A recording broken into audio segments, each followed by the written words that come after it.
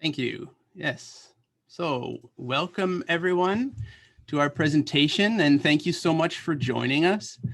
Sarah and I find ourselves on the unceded traditional territories of the Coast Salish nations of the Squamish, Tsleil-Waututh, and Musqueam, and we are really honored to be here. Christina works and lives in a region south of the Fraser River, which overlaps with the unceded traditional ancestral lands of the Kwantlen, Musqueam, Katzie, Semiahmoo, Chawasan, Kwakwut, and Kwikwetlem peoples. So before we start, I would really like to take a moment for us to be silent and to reflect on the news of the unmarked graves of 215 children of a residential school in Kamloops and the recent Islamophobic attack in London, Ontario. I would like to invite you to take just 30 seconds, and your mics are already muted, your videos are off, perhaps close your eyes and reflect on the individual roles as community members in Canada as we have a mirror held up to us in this moment right now. And I personally will think about small actions that I can take to make changes in my own life to be more of an ally for racialized people in Canada and to really hope for deep reconciliation and a peace for everyone. So I'm just going to take 30 seconds and then we'll come back.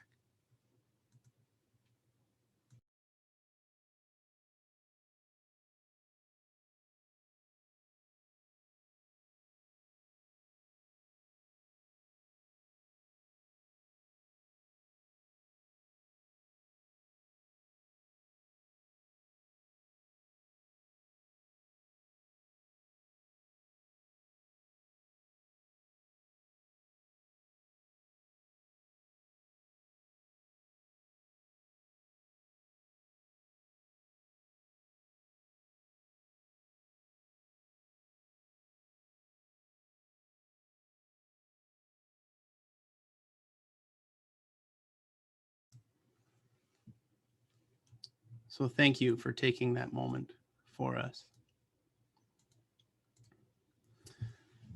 So before we begin our presentation, I'd like to quickly ask you to complete a poll that we have. We'd like to get to know who our audience is, so we thought a quick poll would help us do that. It'd be great if you could fill it in for us as I continue to speak. I hope it's not too distracting. I know the split attention deficit, reading and listening at the same time. But it'd be great if you could fill in that poll for us. So today, Christina, Sarah, and I are excited to talk to you about supporting and assessing language learners post-admissions. To provide some context, our team is brand new. Really, we started in March this year, and this is the first chapter of this book. We have new goals with a new direction for BCIT, and in this process, we're looking for collaborators, early adopters, open-mindedness, and patience as we forge a real new path to redesign and discover what the world of post-admission language support looks like for English as an additional language or EAL students in intense diploma programs. This project and presentation is part of a larger project that is being funded through the Government of Canada under the Future Skills program. The Future Skills Center's strategic goal is to include strengthening skills development so that all Canadians can look to a future of meaningful and relevant lifelong learning opportunities. And so today, our team would like to focus on the skill of English language learning for students in diploma programs. So our presentation has three main parts, followed by a brief conclusion and a question and answer, which Kathy Griffin has agreed to monitor for us. So we would ask you to use the Q&A function. You should see it there at the bottom of your screen to ask questions if you have a specific questions. You may continue to use the chat function if it's still there. I don't see it on my screen, but it might still be at the bottom of your screen for maybe a general comment or hello or whatever. But please use the Q&A for asking questions, and we'll go through those questions at the end of the presentation. If there are no more questions, we could also open up we will unmute your mics so you can ask a question verbally as well. So I hope that's clear. Okay. So first, I'm going to talk about post-admission support in general, and I'll begin with a brief review of literature on this matter. Oh, sorry. I've got to introduce my team members here. So I have Sarah Lynch. She is our language assessment specialist there. I hope you can see her. And Christina Peralejo, who is our curriculum designer and curriculum development and instructional designer specialist.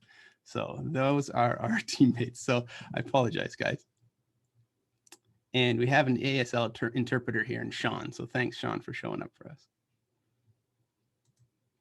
So here we go. I will start with post-admission support. Sarah will talk to you about post-admission assessment, and Christina will talk to you about the pedagogical intervention. So here we go, backing up again. I'm going to talk about the post-admission support in general and give a brief literature review here. So to start out, according to Fox, Van Randlo, and Fulkoff, in international students, global migration and immigration have really increased linguistic and cultural diversity in Canadian post-secondaries over the past decades. With this linguistic diversity comes really a variability in language abilities in EAL students. And according to Ginther and Yan, this variability can have an impact on students' academic success, whether it's in reading, writing, listening, or speaking. And I suggest that this variability cannot be easily delineated by international or domestic enrollment, but rather better understood through students' language upbringing and factors such as age of initial acquisition, length of stay in Canada, number of years in English medium education, and so on. Also, this variability comes because of our diverse number of prerequisite tests and pathways for entry into post-secondaries, which leads somewhat to inadequate equivalency tables and misinterpretation of language tests as measures of academic preparedness.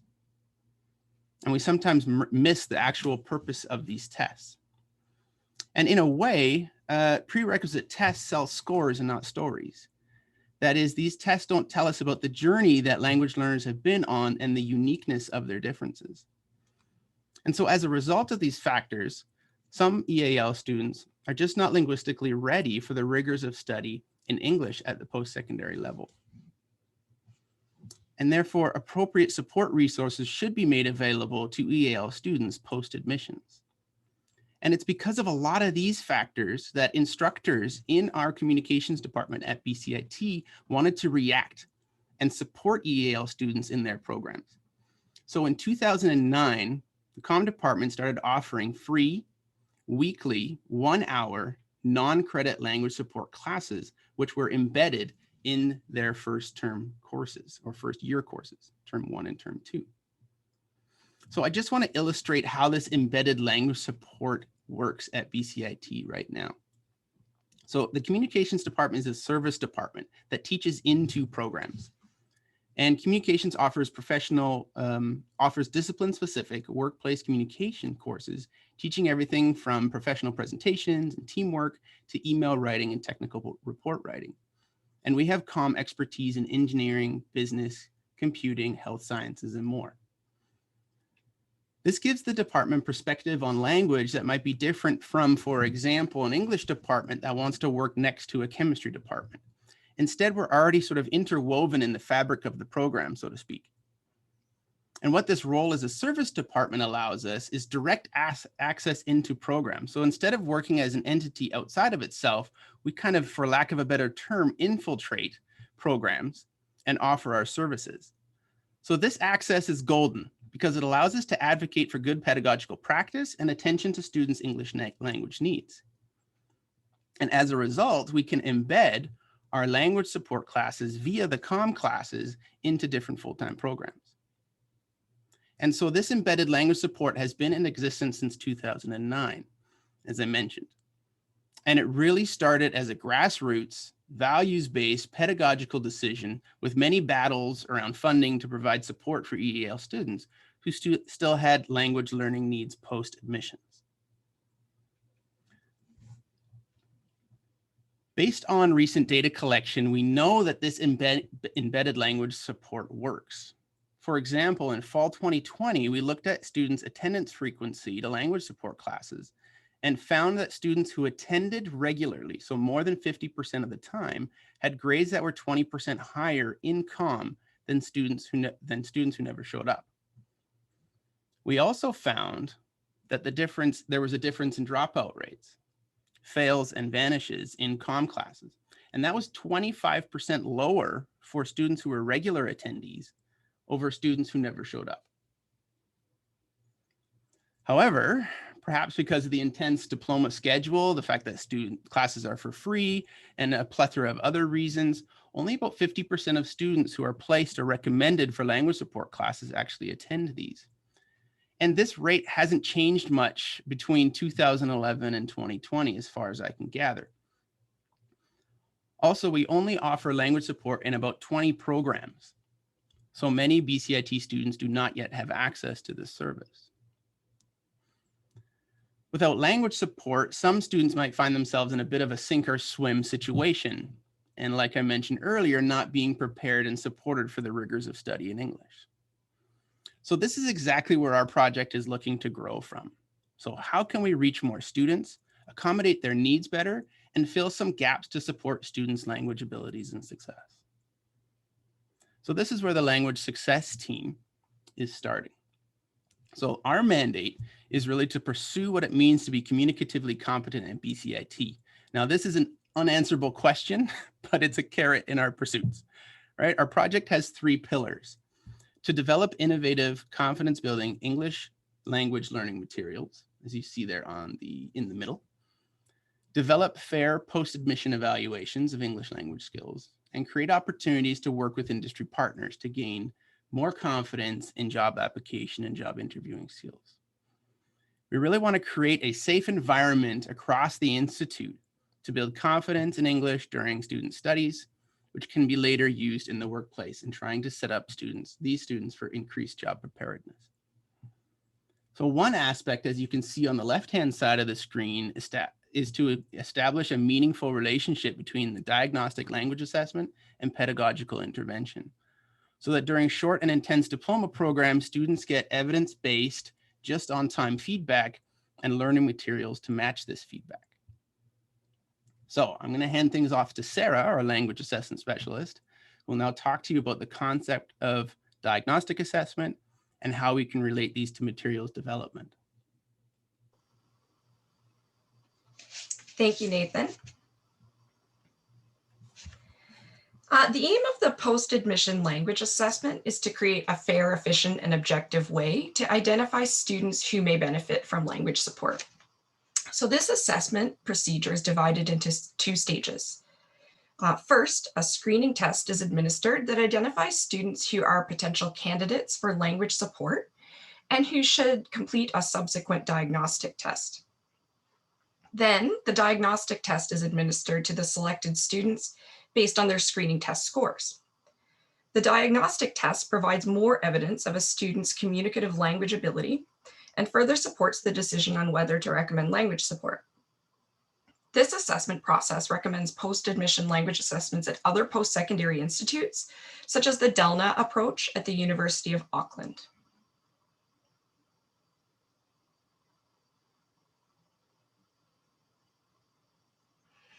For those who may not be familiar with the term, a diagnostic language assessment aims to identify students' strengths and weaknesses with the purpose of offering feedback that includes detailed information for future pedagogical intervention and language development. Thus, the diagnostic assessment is the first step in a larger process of language support. The results of the diagnostic assessment will be used to provide feedback to students about specific areas of their communicative language ability that need improvement, and to recommend language support. The feedback is also used by the curriculum development specialist and language support instructors to inform the pedagogical intervention. So this test is typically administered just prior to the beginning of the term because it's been shown that early identification of at-risk students mitigates the risk of dropping out or failing. This early identification is valuable because it will allow language support classes to get up and running much faster, potentially within the first couple of weeks of the term. And with a 15-week term, those first few weeks are incredibly valuable. Now, Christina, our instructional designer and curriculum development specialist, will describe the pedagogical intervention. Thank you, Sarah. I'd like to start by giving a brief background to how we determine some of the needs to address in our pedagogical intervention.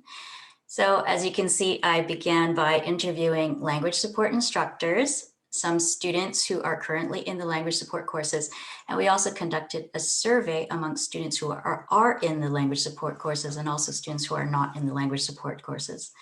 And we looked at three main themes. So what's been working, what challenges they face, and what support might look like for both of those groups. And it was 100% clear that both students and instructors alike find a huge benefit in the language support courses because students are able to get the help that they need in what feels like a really safe atmosphere. Some of the challenges that were identified centered around writing and grammar issues, and that's not a surprise because, as Nathan said, the courses support their communications courses. And there was a lot of overlap between instructors, what instructors and students said, but one of the main differences is that while instructors focused a lot on students' needs in terms of writing and grammar, students, on the other hand, pointed out that they needed a great deal of help in all of their skills. From, for example, being able to participate in class, to understanding pre-recorded lectures, to understanding instructions on assignments or tests. And one point that one student made that stood out to me in particular was, she said, without my instructor, I wouldn't know where to even begin. And so that really brought home to me the idea that the task of improving language while passing courses and gaining academic success is just such an daunting task. And so from all of this information, we've determined some of our next steps. And so these involve, for example, helping students to understand that language support works. As Nathan mentioned, we aren't near the numbers that we'd like to see in language support. So we're looking at those at-risk students who don't come to language support. How can we get them there? How can we support them maybe in other ways? And also providing a roadmap for students through diagnostic language assessment. As I mentioned earlier, students feel overwhelmed about where to start to improve their skills. And this is where we feel that our diagnostic language assessment will be able to provide some support and direction for both students and instructors. We want to support students in all skills. And one of our mandates, as Nathan mentioned, was to help them have academic success and have them be able to pass all their courses, not just their communication courses. And we can do this by prioritizing on their areas of improvement and helping them know and understand what those areas are. A common theme amongst talking to students and instructors was ensuring that the materials that we create are grounded in what students might encounter in the real world, so in the world of work that they are facing. So keeping all this in mind, I'd like to share with you some of the materials that we have created so far. So from our interviews with students and instructors, it was clear from both groups that self-access asynchronous student materials would be a helpful resource. So we are in the middle of creating the English Language Success Hub. The goal of this resource is to fill in the gaps in EAL students' language knowledge in order to help them participate with confidence in all of the various educational workplace settings that they're going to encounter. And our primary audience, as you know, is young newcomers and international students who have met English language prerequisites, but they still may be struggling to participate in school and also maybe in the workplace when they get there. The secondary audience includes all EAL students who might find benefit in using the materials to improve their English communication skills. And finally, all BCIT students, as this resource will be available to all students on their Learning Hub dashboards this coming September. So speaking about some of the materials that we've created, we've focused on using a cognitive approach, using noticing activities. So students' attention is drawn to enhanced text features, and then students are guided through metalinguistic information, including more tools to help explore those features, and finally ending with a lot of practice. And I'll show you some examples moving forward. And I've tried to include throughout elements of good and online instructional design. So there are many student supports built into the shell, such as the introductory module, consistent module structure, consistent naming conventions, the use of icons, the use of text to draw students' attention. And as I mentioned earlier, there's a bridge into each lesson through the noticing activities. And also I've focused a lot on novelty and presentation. So not just the use of text, but using videos, infographics, audio clips, tables, charts, all of those points contribute and help draw students' attention. And the glossary tool is also enabled, as is the checklist tool. And in the future, we'll be also using the competency tool as well. Accessibility support is a particular interest of mine. And there's a lot of research that shows that EAL students benefit from taking advantage of accessibility tools, such as transcripts below videos, closed captions, enhanced text, and icon support.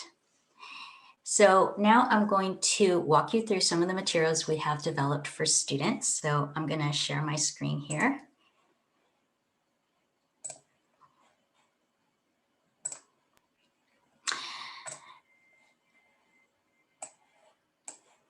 And so this is the introductory screen that students are going to see when they join the English Language Success Hub. And I'm going to move over to the content here. And as you can see, there's an introductory module. The introductory module is called Let's Get Started. So here, this is where students are provided with some of the supports already, such as course navigation, the shell outlines, some guidelines for how to interact in the course, etc. If you look over here to the left side, there are 2 complete modules so far. So clear and concise sentences and well-chosen words.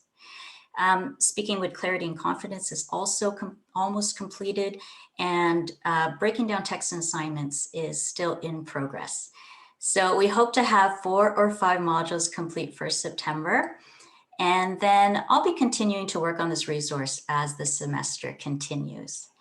But let's have a look at this first module here, clear and concise sentences. So each module begins with a brief preamble and then the learning objectives. This module, from interviews with instructors, looking at writing samples, and also looking at the communications course objectives, we identified that students are having difficulty with sentence structure. So in this module, students will be focusing on sentence structure and English. And this is where we hope to use information gathered from the diagnostic assessments to be able to create pedagogical interventions that are linked to those diagnostics as well. So as though that information becomes available, we'll develop more and more tools to address those pieces. So returning to this page, the learning objectives here are to recognize and use different sentence types, to vary sentences to make writing clear and engaging, and to identify errors in sentence types. And there is an activity here that helps the students to notice why sentence structure is important. I'm going to scroll down to some of the submodules so you can have a look at them. So some of the submodules included in this module on sentence types and sentence forms are simple sentences. There's one on compound sentences, complex sentences, compound complex sentences. And you'll notice what I mentioned about consistent naming conventions. So we've got each submodule will begin with what do you notice about this particular element? Let's explore it more, and then ends with more practice. I'm going to bring you into this submodule here using a variety of sentence types. So let's enter. And the submodule, this submodule begins with an activity, as you can see here. And I just want to draw your attention to notice some of the icons that we use to draw students' attention as well. And in this particular activity, it encourages the students to notice about using a variety of sentence types. So noticing activities that we talked about earlier is kind of getting the students to notice how an element is used in a particular context and how its presence or absence may affect the meaning of a text or interaction. So in this submodule, which is to be completed after students have explored the various sentence structures, is about varying sentence types. And here the student is asked to read 2 cover letters. So in this first cover letter, the student uses mainly simple sentences to write the entire cover letter. So for example, I completed my business degree from UBC, I enrolled in a human resource development program, etc., etc. And then the student is asked what kinds of sentences are used. So the student might say simple sentences, which is correct. And the student is asked if the writing is effective. And they receive this answer. The message is clear, but the writing is choppy and abrupt. And then the student is brought to this next cover letter. And in this cover letter, this writer only uses complex and compound complex sentences. And again, the student has to decide what kind of sentences are used. And that was correct. And then they also have to decide if the writing is effective. And then finally, at their end, brought to this information, the most effective writing consists of a variety of sentence types. So now I'm going to bring you to the Explore feature of this particular submodule. So in this submodule, the student explores the topic further by reading some notes about varying sentence types, such as using a variety of methods to join sentences, avoiding using 2 or more compound complex sentences in a row, or about the impact of a simple sentence. And finally, students are presented with an infographic which summarizes all of the sentence types. So you notice some of those graphic elements are really there just to kind of break up text, to make things more interesting for students as well. And you'll notice at the bottom that all of these pages are available for students to download because we want them to be able to use these resources, take them, use them in their courses, or keep them beside them when they're writing. And moving on to the next page, there's a practice activity. And in this activity, the student is asked to amend the first email that they saw by using a variety of sentence types. And on the next page, the student is given an example of a sample answer in the form of a video. And I'll just play it just a little. Hi everyone, today we're going to look at this email, and this is in response to this prompt, varying sentence types in an email. I think you get the idea. And at the bottom, we've got here transcripts so that student can also download and follow along if that's easier for them as well. I'm just going to scroll down to the very bottom, so just bear with me as I scroll all the way down here, because every module is going to end with a final quiz. And the quiz and all the quizzes are eventually going to be tied to competencies and learning objectives. And this will enable us to use the awards tool in the future, which will help increase motivation to use this more frequently in the future and also help us to track students as they move through the material. So before they do this final quiz, they've got the option to have a look at these quick links so that they can remember some of the content that they learned. And finally, at the end of after doing the final quiz, then students are directed to this checklist.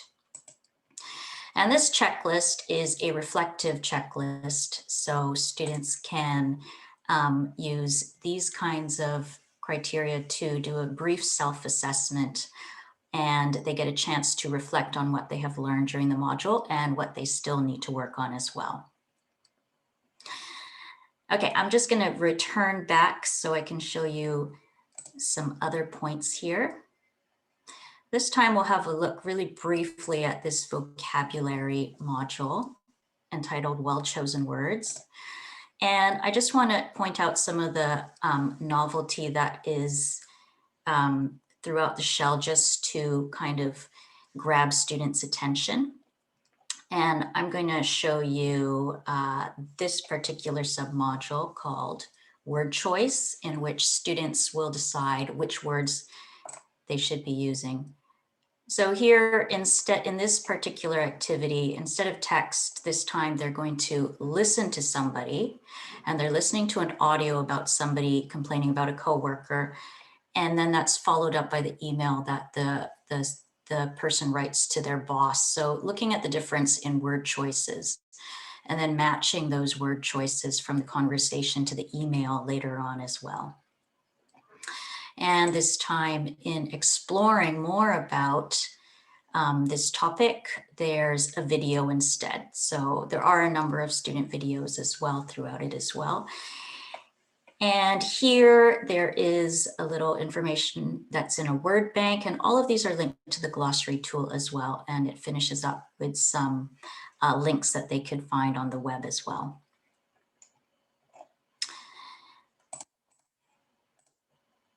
And so that's it. I just wanted to share some of that information and some of that resource with you.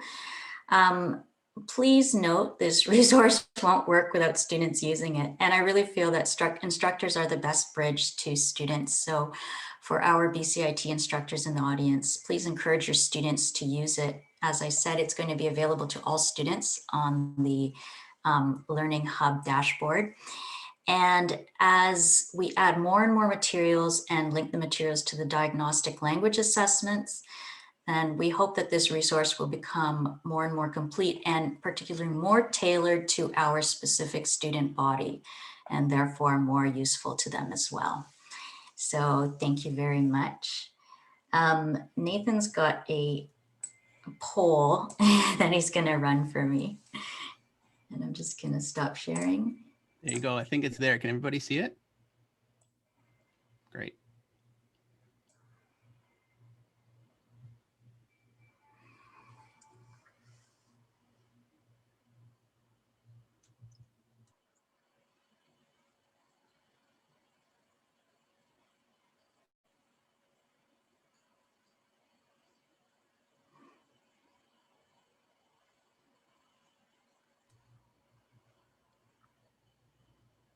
Just wait a couple more seconds. Thank you, Christina. I'll wait. I think right now I have 28 of 38, so numbers are still coming in. We'll just wait another second or two. This is really interesting, actually. Yeah, it's great. Thank you, everybody. Okay, I think it's kind of stopped and stalled there, so I will stop it. Not everybody is an instructor either, so I will end the poll. Thank you, Christina. Should I share the results? Yes, please do. There we go.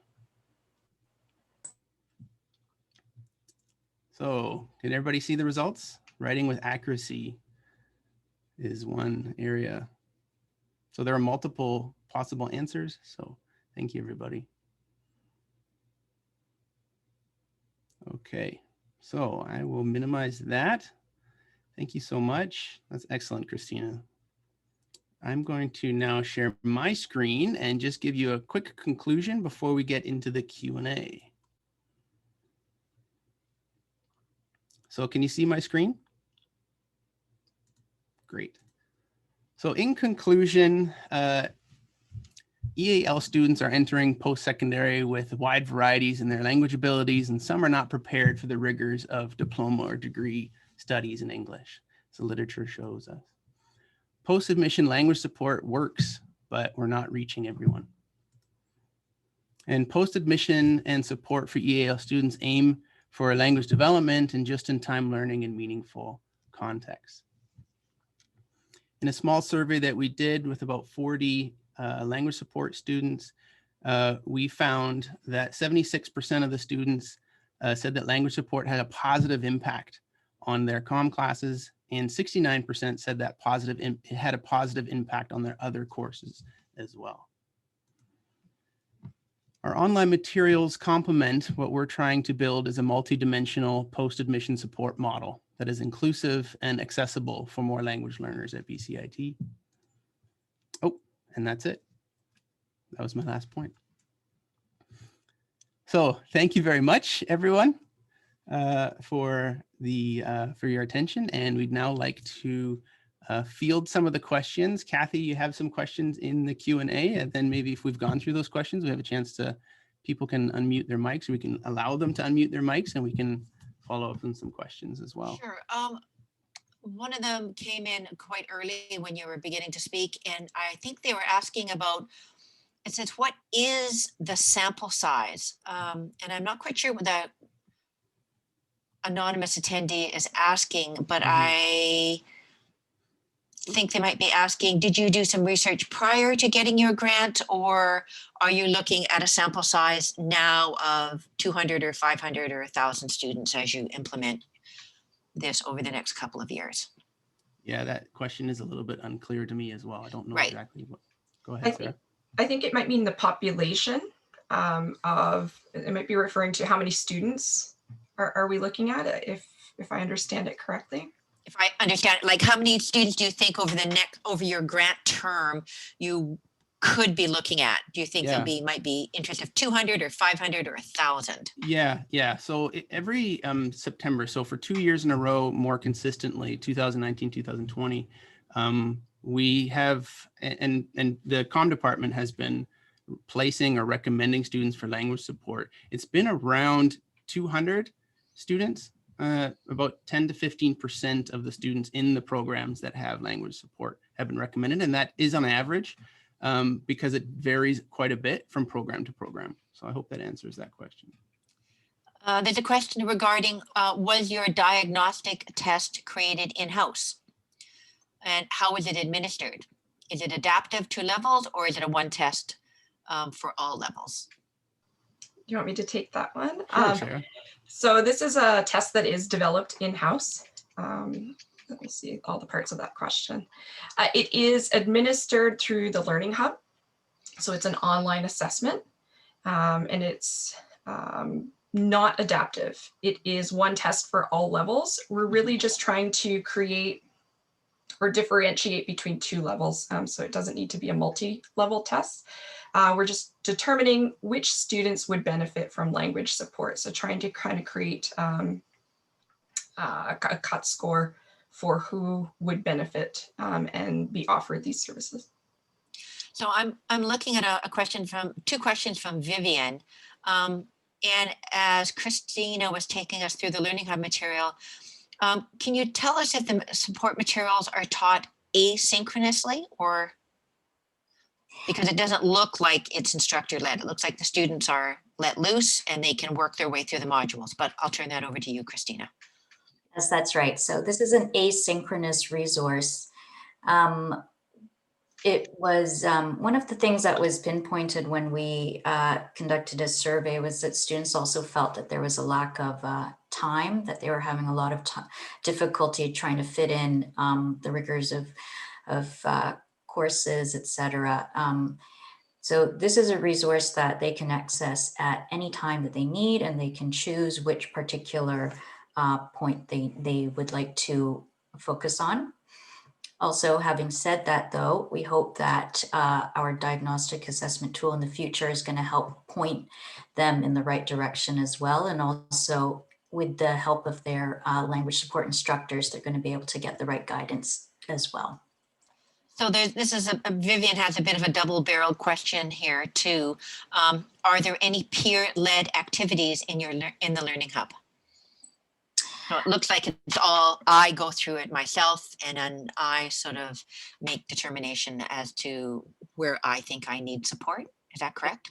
Yes, that's exactly right. And the reason why is that it's going to be available to every single student in BCIT. So as you can imagine, with the number of students we have, then it would not be possible to set up some peer supports, etc., and also have an instructor to guide students through it as well. So this is truly an asynchronous resource for them.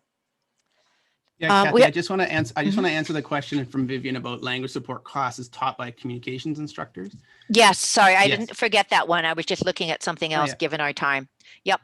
Yeah, so I just want to answer that one. So yes, language support classes are taught by comm instructors, and many of the language support classes are taught by comm instructors that also have EAL teacher training or experience. And the comm department has strategically hired people with that training. And I think in fall 2020, 8 of the 12 language support instructors did specifically have EAL training. So they do have that sort of dual ability to focus on language and also are also content experts, communication content experts. Thank you very much, Nathan, for clarifying that. We have a question from an anonymous attendee that asks, I'm not sure who was speaking when they're asking this question, but it asks, could you please clarify this sample topic vis-a-vis real world tasks you mentioned earlier? Does anyone remember what that was? It didn't identify the speaker. I talked about real world tasks and ensuring that some of the materials that we create are grounded in real world tasks that they might encounter in the future. So, but I'm not 100% sure what this question is referring to. Yeah, either am I, unfortunately. We have another one from anonymous attendee, which I think is quite apropos given the workload at BCIT. And it asks, how will you identify domestic students before they start term 1? Once they start the diploma, they are so overwhelmed, they do not have the capacity to complete another Learning Hub course. So it's not really a question, it's more of a sort of a statement, and perhaps they're looking for some feedback from you on that. Yeah, I'm not quite sure why we would need to identify domestic students, or we don't think that identifying domestic or international students, like I said, those lines are not clear. And students that need support can be either international students or domestic students. In fall 2020, the students that were recommended for language support were almost 50% international and 50% domestic. So, and if our students overwhelmed, absolutely. And this is why we're trying to create a module that students can, or a course that students can do sort of module by module, and with some guidance, and they don't have to do the course. The course is not set up to do from top to bottom. Are the texts graded by levels, or are they the same for all? I'm not sure what they're referring to, but if they're referring to information in the student shell, then they are at one level, and that's considering that the students who are going to be accessing that resources have all reached a certain cut score on their and have also entered BCIT as well. So it's really targeted towards BCIT students. So the students come in, they're identified, there's some minimum level that they need to meet. So when they go to the Learning Hub, there's an expectation that there's like a bar that they need to meet. So are they graded by levels or the same for all? So I guess as long as it doesn't matter where you come in or what level you came in, if you feel that you need this content in the Learning Hub, you're just graded and then you move on. Okay, that's fine. It wasn't quite clear to me either. Someone has a technical question around content in the Learning Hub, and it says, will students see the site each term in the Learning Hub, or do they have to click to show all courses? Go ahead, Christina. I don't know if you... Go ahead, Nathan. I'm still trying to figure out what... Yeah, for Gretchen, me, Nathan. I know, It's yeah, I know what you mean, Gretchen. You know how you have to choose like fall 2030 or 2021 or all courses, just so they can find it easily. I wanted to know. Yeah, no, thank you, Gretchen. That's a great question. The way we have talked to Brian Fair about this is that it's going to be similar to the Student Success Hub. And so that's going to be sort of ongoing. It'll always be on their dashboard, but I don't know exactly where it's going to be situated. I would encourage all students to then pin the this course in their dashboards so that it's always near the top. That's information that definitely can be passed along in sort of initial communications about the course. It's a good question though, Gretchen. That's a good question. Maureen says, thank you for your overview of your valuable work. You mentioned in relation to your point regarding 50% attendance rate that students were either placed or recommended to take the language support course. Can you say more about that? Are the support courses optional? Who does the placement and or recommendation, and how is this communicated to the students? Yeah, all wonderful questions, and also part of an ongoing process that we're working to improve and get better at, and creating valid tests.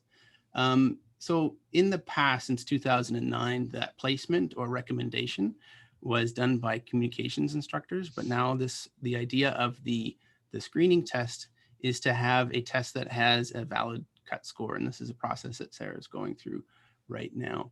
And the support courses, so this is a low stakes assessment that allows access to a service, or not allows, but offers access to a service, and it is optional. And students would receive then a email from the, in the past, from the communications instructors about a recommendation to those support courses. Like I said, it's low stakes and a recommendation. Can I add to that, Nathan? Yeah, go ahead, Gretchen. Of course, we've tried to make it sort of a bit more mandatory sometimes in the past, and it just doesn't work. Like they're in the comm course, they have a right to be in the comm course, and they earn their marks in the comm course. And so we certainly communicate strongly to them that it boosts their mark to be in this extra thing, that if a student is borderline, we weigh, their progress and their accessing of sources to, boost them a little bit if they've warranted that. But there's really no way in BCIT marking system, and I don't think even pedagogically it's a good idea to make it mandatory. Thanks, Gretchen. We got a question here from Lisa Allen. In your interviews with students, did your data reveal any reasons why students aren't successful with language support? What are the primary challenges in attending and participating in language support? We did also conduct a survey, and in the survey we asked what some of the barriers were to attending language support. And one of the main reasons that was mentioned was time. They're just feeling overwhelmed with the amount of tasks that they had to do, et cetera, et cetera. Nathan, do you remember what the other reasons were? I can't remember what the other reason was. No, I can't remember them offhand either, but I just do remember that time was one of them. And that was probably the biggest one, that they wanted to focus their energies on other courses. Yeah, course content. And in some of my interviews with students, it was also kind of that point about knowing where to start and how to get help was also a really big theme. And I think also because due to COVID, that was also a point that they were just having trouble accessing resources and getting help too. Thanks. We have a question from Sarah who asked Nathan and Christina, do students participate in language support at the same time they are studying in their program? What's the time requirement like, and how have students responded, dealt with this so far? This is a very multi-pronged question. Is attendance optional? What's the buy-in from the department or faculty that the students are in? Yeah, Christine, I can answer that one.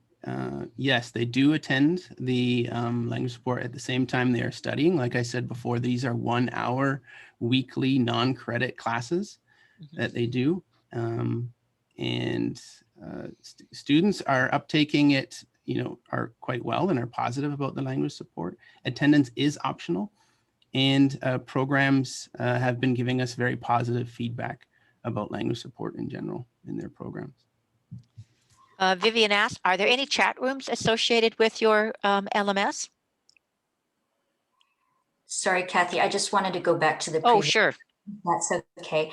I also just wanted to say that the students who went to who attended language support regularly found a huge benefit, because they're also able to start working on assignments, get help with assignments in a really small class.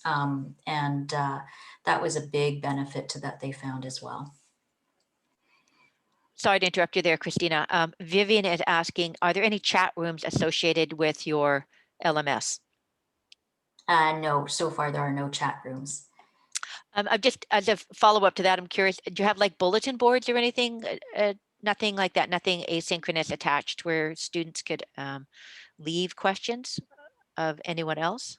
There was originally the idea of having a discussion forum there, but it was brought to my attention that because there would be so many people participating in this particular shell, it would become really unmanageable.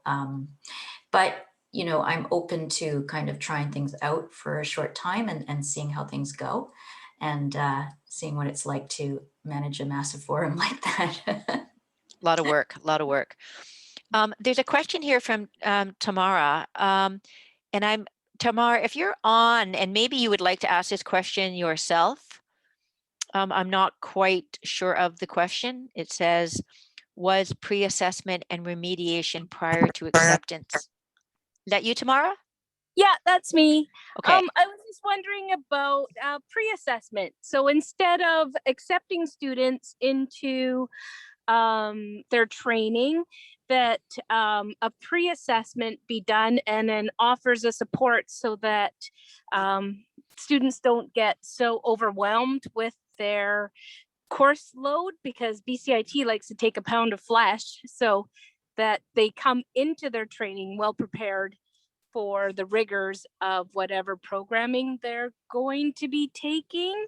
So I was just asking about pre-assessment and offers of remedial support before they're accepted.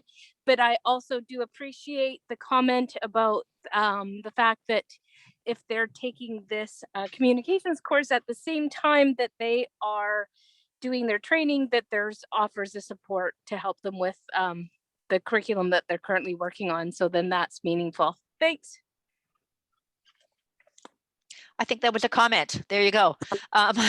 Yeah, great comment, and something that Yeah. we'll make sure to note down. Absolutely.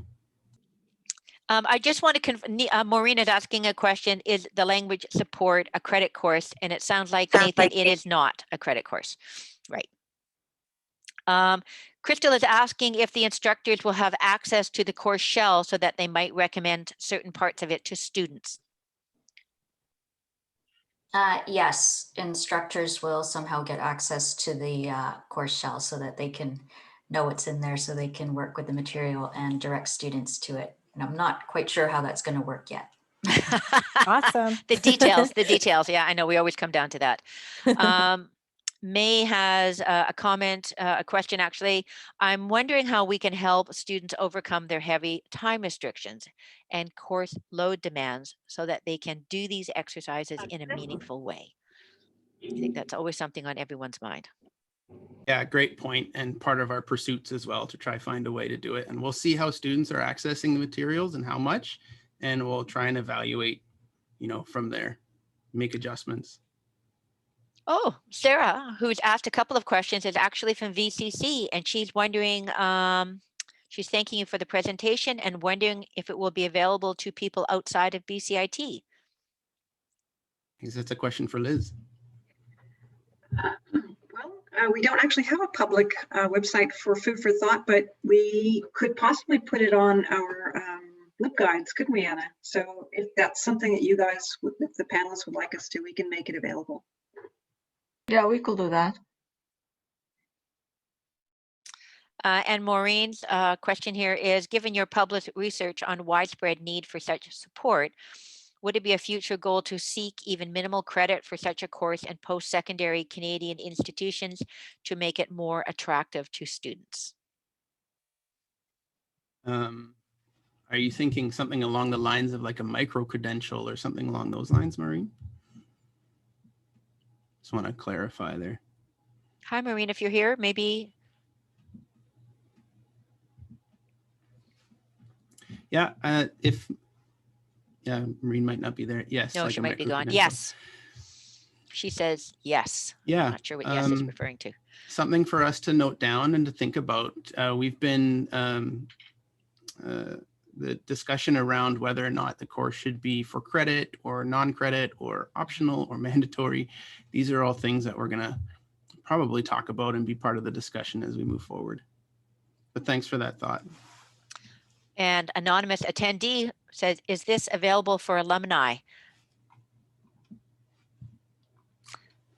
So how would you make that if it was? I don't know if the learning management system is available for alumni unless they've gone through it, but over to you for that response. We did hear that alumni are able to still access the learning hub, but they have to continuously log in to be able to do that. Mm-hmm. If the system does not see that they're that they've logged in for a certain amount of time, and I can't remember what that amount of time is, then they will no longer be able to access the Learning Hub. Yeah, we're still in discussions really with Brian Farr, so the special projects manager in ETS, about how we're going to exactly operationalize this. Would it be possible to make it like some of the MOOCs that they've attached to BCIT, where anyone can log in and learn about digital citizenship, or there's about 5 or 6 or 10 courses there now? Yeah, we've discussed MOOCs and there's pros and cons that we've talked about. So, and that's it for questions.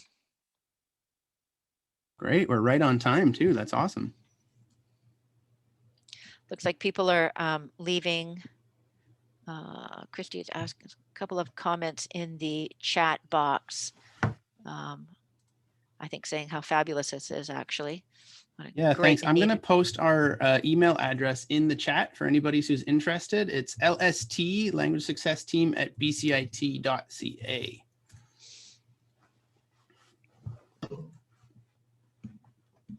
So thanks everyone for coming and participating and asking your great questions as we move forward. As I said at the beginning, we're very early in our process and we're looking for collaborators and early adopters and people who are open-minded and patient and giving us ideas so we can move forward.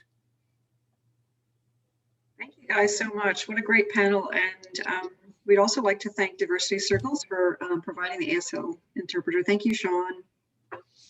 Thank you very much. That was great. There is a question